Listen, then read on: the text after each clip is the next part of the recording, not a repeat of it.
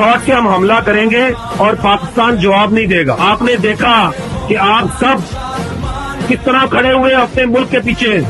پورا پاکستان کھڑا ہوا. اللہ کے حکم سے یہ آنی دیوار کھڑی ہوئی اور اس نے وہ تمام اسٹریٹجک مس کیلکولیشن، وہ تمام اسٹریٹجک ایزمپشن جو ہندوستان نے اور مودی نے کی تھی، انہوں نے ایک ایک کر کے اس کو غلط ثابت کیا.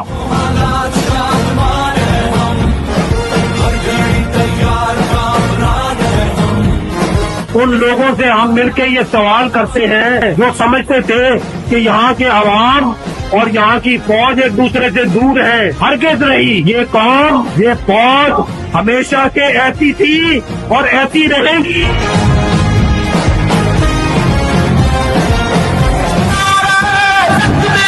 اللہ اکبر، اللہ اکبر. نہ سر جھکے نہ ہم رکے.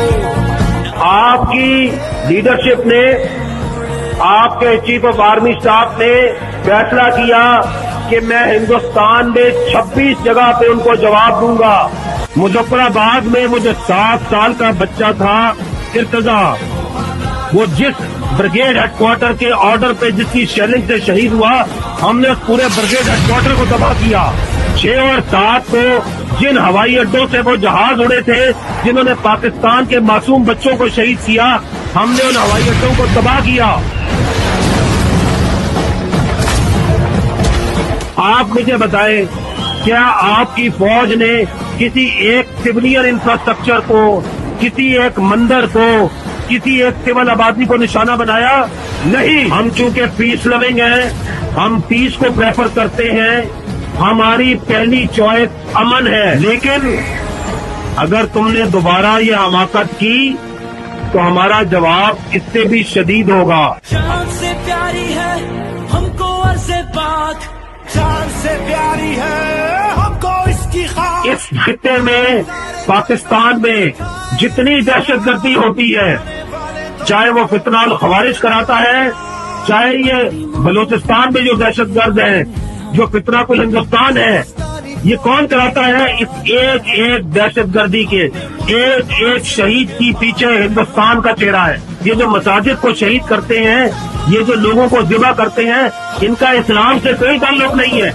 ان کا خیبر پختونخوا سے کوئی تعلق نہیں، ان کا پختونوں کی روایات سے کوئی تعلق نہیں، اور یہ ہندوستان کے پیروکار ہیں.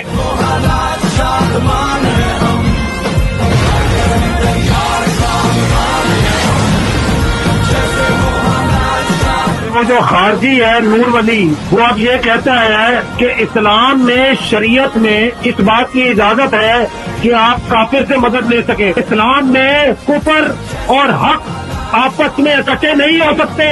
اس طرح خارجی اور اسلام اکٹھے نہیں ہو سکتے. تم اس ہندوستان سے مدد مانگتے ہو جہاں پہ کشمیر کے بچیوں کی عزت کو وہ پامال کرتے ہیں.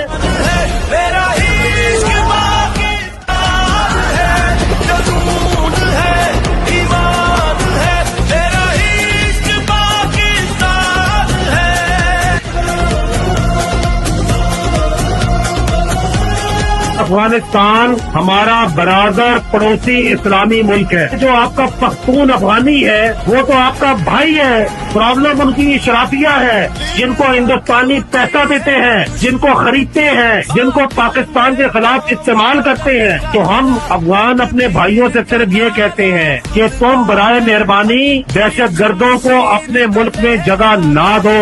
تم ہندوستان کے اعلی کار نہ بنو. دشمن کی چال کو رسوا کر پھر اٹھ کے نکارا بجتا ہے. خیبر پختونخوا کے غیور اور بہادر عوام اور قبائل سے کہتا ہوں، آج دوبارہ وقت آ گیا ہے. کشمیر بنے گا پاکستان. بلند ہاتھ جو کہو بلند سنے سارا جہاں.